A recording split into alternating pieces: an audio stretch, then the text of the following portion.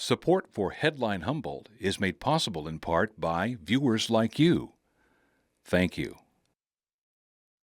Coming up next on Headline Humboldt, in response to a grand jury recommendation for more oversight of the sheriff's office, the sheriff himself suggests an advisory board. Is that enough? Also, Ellie Titus from Humboldt Abortion Access Advocates will join us to talk about reproductive rights, the state suit against Providence, and how her new organization hopes to join the fight. Coming up now on Headline Humboldt.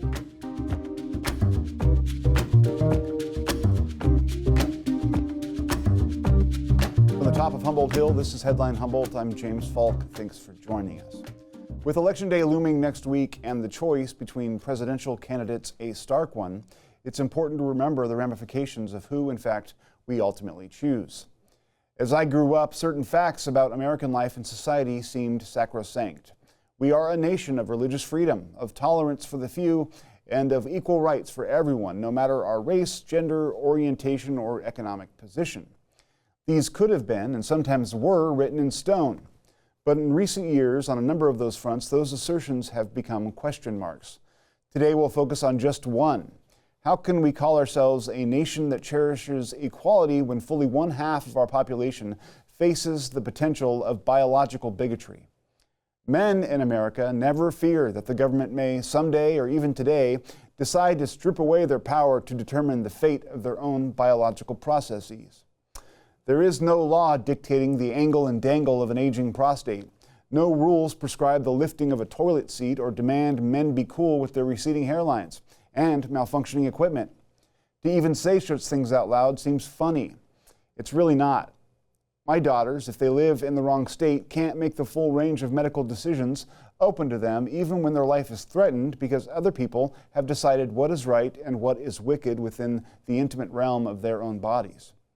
They can't even travel outside those states, seeking such care as those very trips have been criminalized.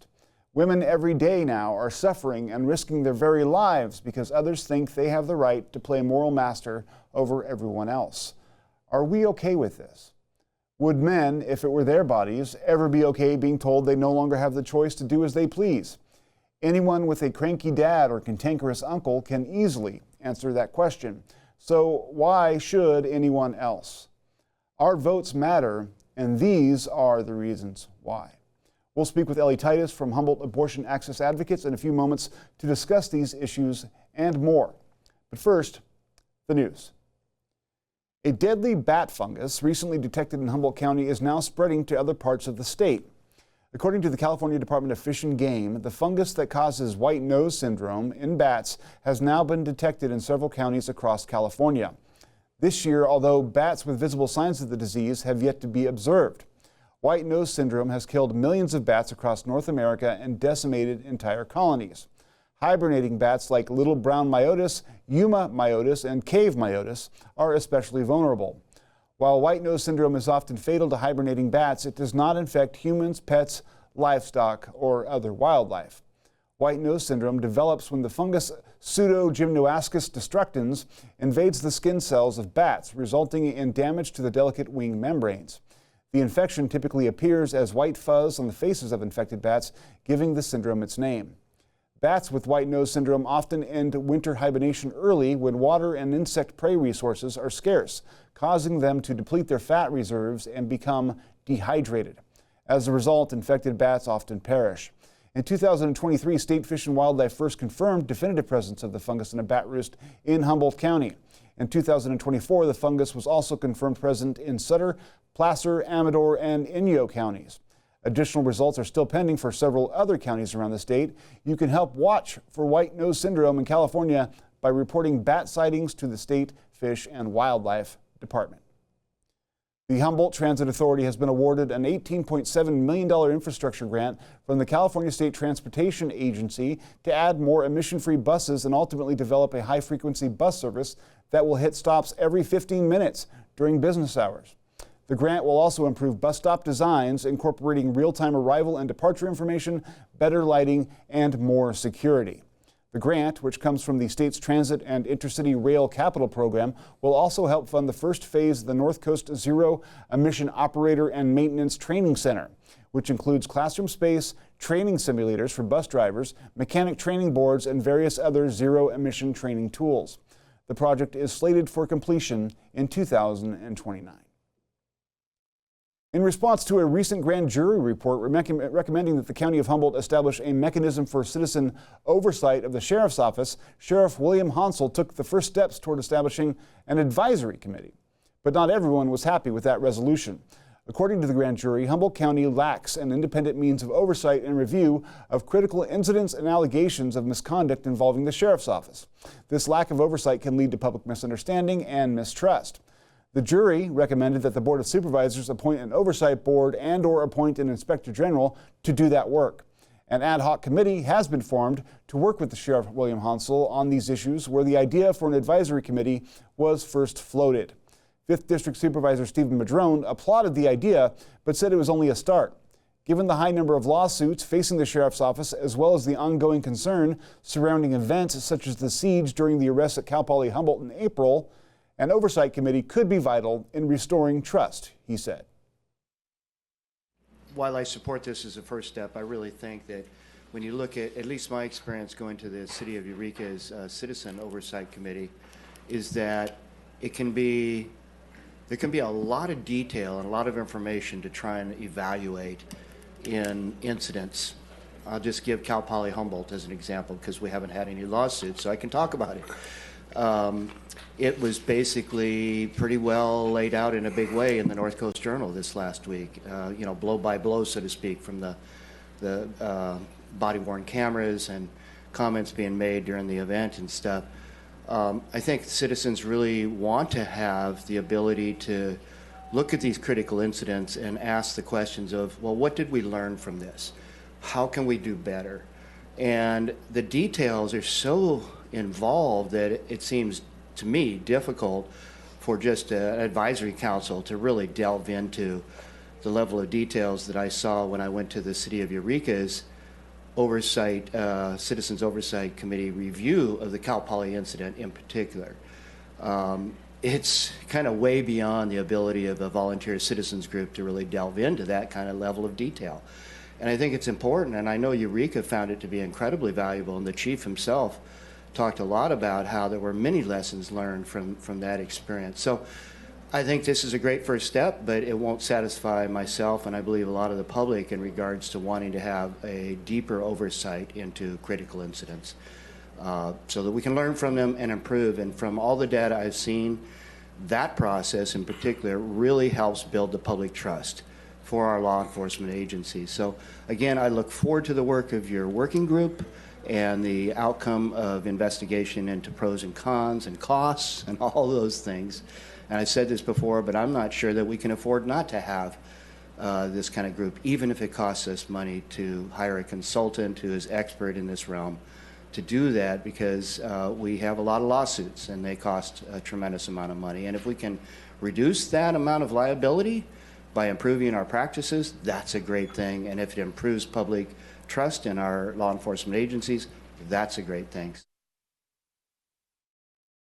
We'll be right back with Ellie Titus to discuss abortion access, the upcoming election, and more. It's almost here. KEET's travel auction featuring unforgettable destinations like Italy, Paris, and Scotland. Picture yourself exploring these dream locations with 4-star accommodations and your own personal travel specialist to handle every detail. With 3 years to take your trip, you can bid with confidence and support KEET's community programs. Visit keet.org/travel and find out how to register. Life is complicated enough. Why worry about what to do with your extra car? Skip the costs of maintaining it, storing it, insuring it, or renewing registration. Car repairs? Forget about it. Here's one easy solution to your car problem. Donate it to our station. It's fast, free, tax deductible, and if you donate, you're going to feel incredible knowing you're supporting quality programming. Interested? Just call this toll-free number or donate online. Thank you. Joining us now in studio is Ellie Titus from Humboldt Abortion Access Advocates. Thank you for joining us. Thanks for having me.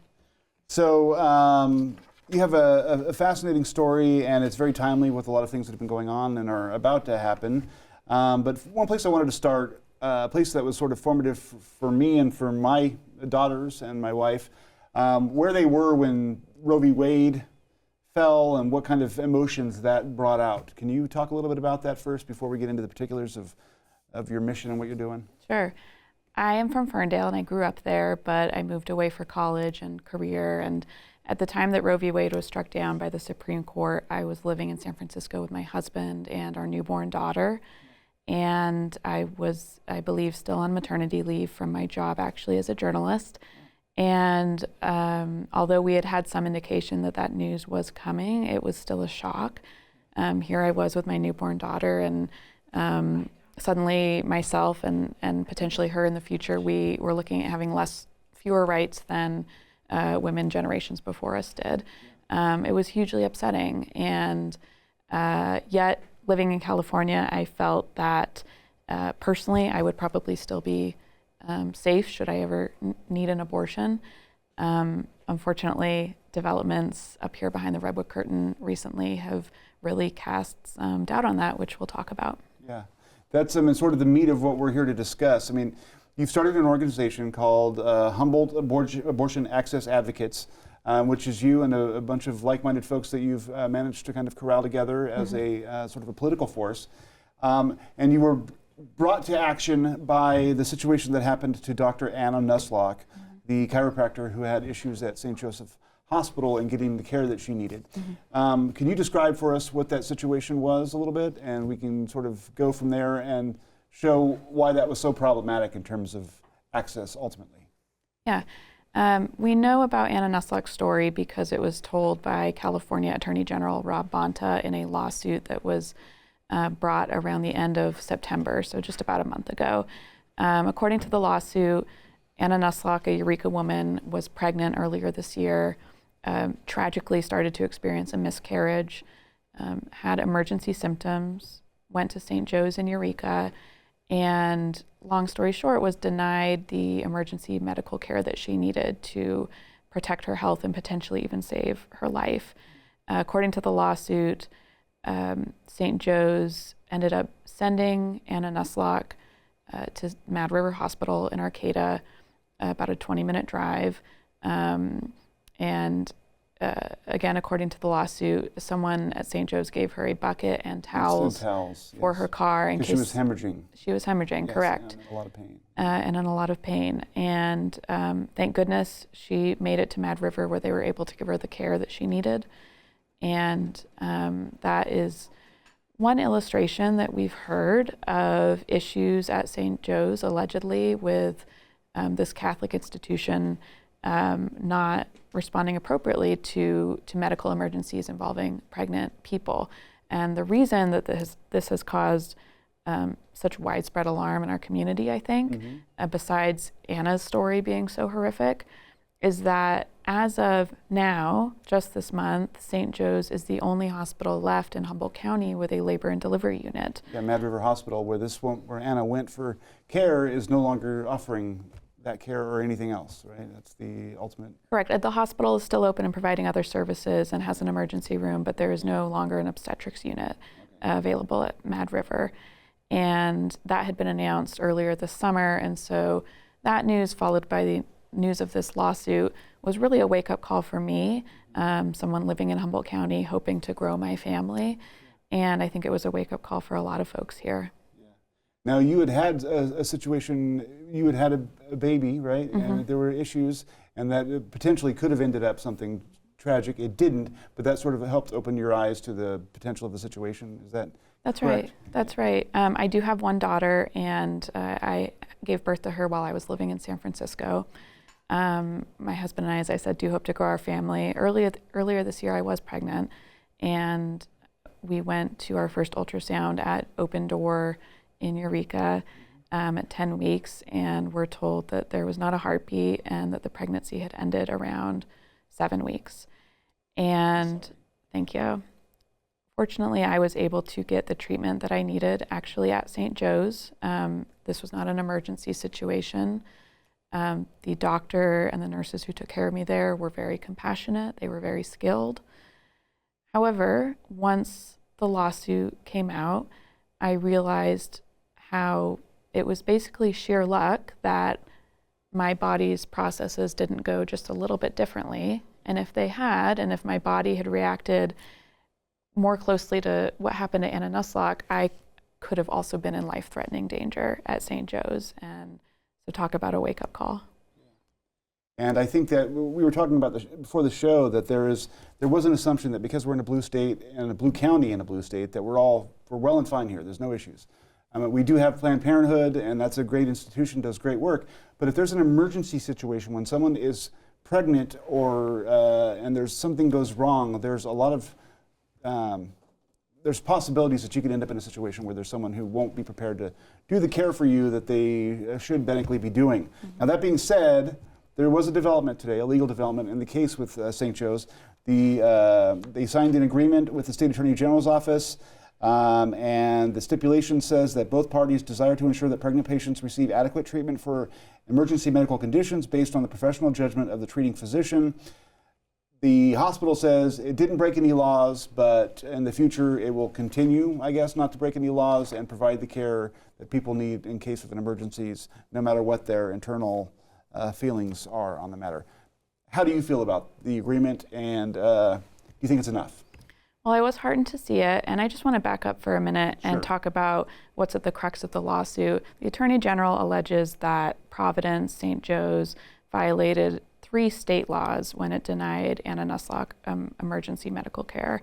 It's a Catholic hospital. I don't think anyone is here to say that they should have to be in the business of providing routine abortions or other things that a Catholic institution might not want to provide, although I personally do find problems with that when it comes to things like tubal ligation, vasectomies, etc.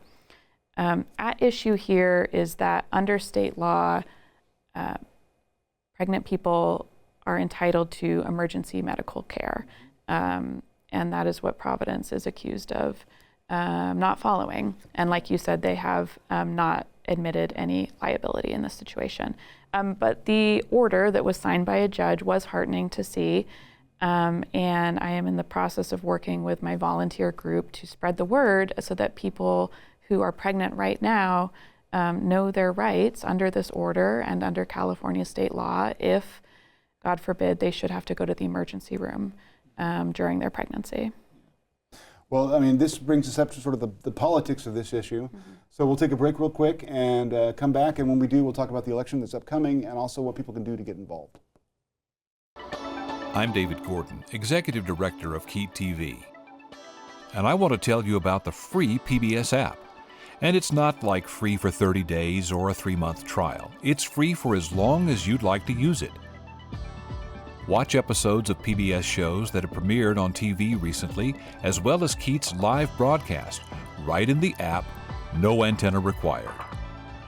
Shows like Frontline, PBS NewsHour, and Washington Week are always free, but you can get even more out of the PBS app by becoming a sustaining member of KEET. $5, $10, $20 a month. Any of those options will qualify you for our most popular member benefit, PBS Passport. Drama, science, nature, there's so much to watch with Passport. But what really matters is your donation now supports the PBS programs that you watch. Thank you.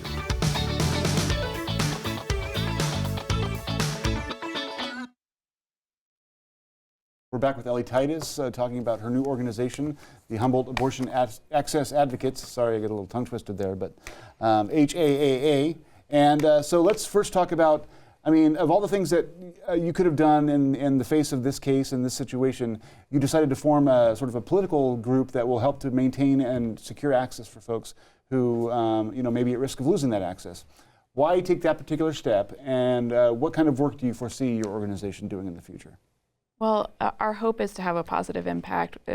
This has really been a fast-moving situation, and I have to say we're flying by the seat of our pants a little bit. But what moved me to start was after I heard about the lawsuit and tried to process all of these implications, I just wanted to talk to other people locally who cared about this issue, and I needed to find them. And so I started to collect email addresses and kind of put out a call online, frankly expecting other people to say, we've got this covered. And that's really not what happened. I just found a lot of other folks who are really alarmed, really outraged, and who want to come together and do what we can.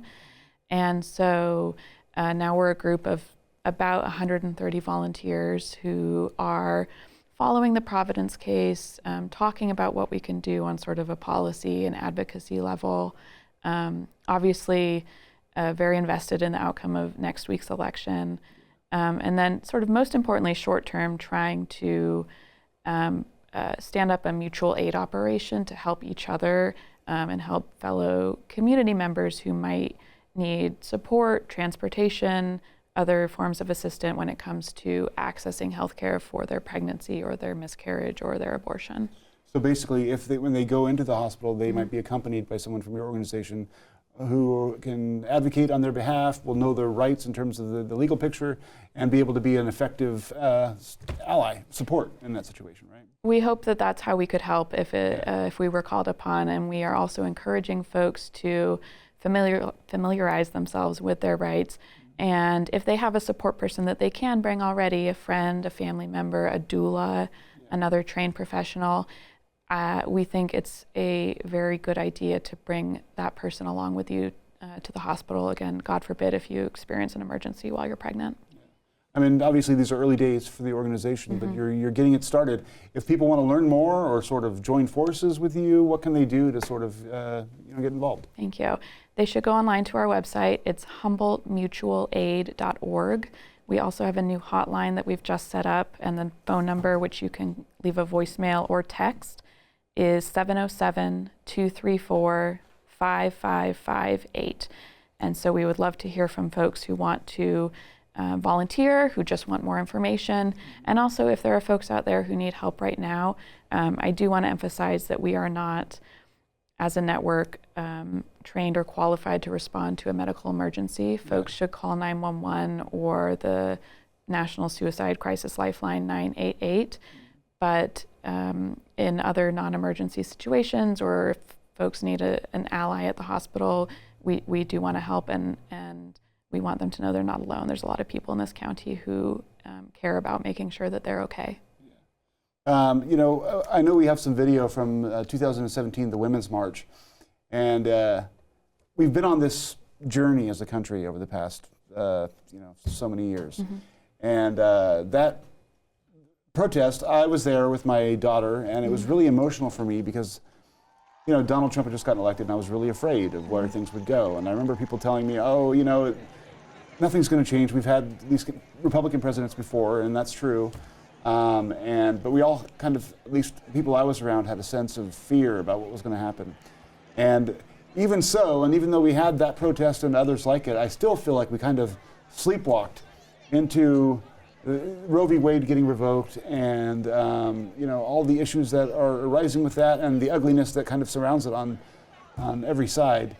And so part of me says, well, we have a chance now in a couple, 3 days for us to a do-over, a take-back, a mulligan or something. I mean, the point is that we have to take action now in order to prevent even further erosion of some of the important things that we think identify us as a free and first world country. We need to be protective of that. A little bit of a diatribe, but what are your concerns if you support Kamala Harris? What are your concerns if Kamala Harris loses this election and Donald Trump comes to a second term? Well, I think the stakes are enormous. I think the contrast between them could not be clearer. Worst case scenario, if Trump is reelected, I think is that the Christian nationalist wing that has helped put him in power, now that they've knocked down Roe v. Wade, could pursue fetal personhood as their next objective. And what I think is truly the worst case scenario from my perspective, if that agenda gets advanced, is that in a life-threatening situation for me as a, in the future, possibly as a pregnant woman in the emergency room, not only would a hospital not be required to save my life, they might be prohibited from saving my life because my fetus might be treated as the patient rather than me. And I have a daughter who's turning 3 next month. I need to be here for her. I think there are some in the anti-abortion movement who like to tell themselves that there are bad abortions and then there's life of the mother care. It's really not so cleanly separated. And when we have these abortion bans that have come up in states since the fall of Roe v. Wade, I think those abortion bans personally are wrong on their face, but they also interfere with all this other medical care that people need. And I think that can be a bit hard to understand, but unfortunately there are daily examples now of how that's happening. And so if Trump is elected, I think it's going to get worse very fast, unfortunately. There's also, I agree with everything you just said, and that's very important. And a national abortion ban, I don't think is something that's out of the question if there was a Republican majority. That's something people need to be aware of. And even though we live in a blue state, just like you were pointing out earlier, access here is not guaranteed. It's just something if you have daughters or you're a woman yourself, and it just seems horrific to me that we could live in a society where, Handmaid's Tale is not a fictional kind of a scenario. It just gets uglier and uglier. That's right. And I would like to point out, if I may, that the maternal health care landscape in this whole country has gotten worse since the fall of Roe v. Wade. I just want to note it does disproportionately harm Black women, and I think we need to keep that front of mind when we talk about who's getting hurt by all this. It's women everywhere. It's Black women disproportionately. This also affects the LGBTQ community just as much as those outside that community. And we talk about, speaking as a white woman, I am happy to try to get this message out there as much as I can, but I have privileges that a lot of people affected by these things do not have. Well, and you're putting them to good use. So, Thanks. We're here, we're talking about it. Get out and vote, folks, next Tuesday. We'll be here, by the way. So that's it for this week. Thanks for watching. Remember to check out our podcast, Neon Galactic, to challenge all your preconceived notions about reality and the planet Earth. That's at youtube.com/@neongalactic. But remember to tune in on Tuesday to catch election coverage and get local updates on the results as they come in. That would be presidential, Senate, Congress. All of those results, Measure M, Measure O, Measure LMNOP, Measure Q, TV, Why Me? Thanks for coming in. Stay tuned, stay informed.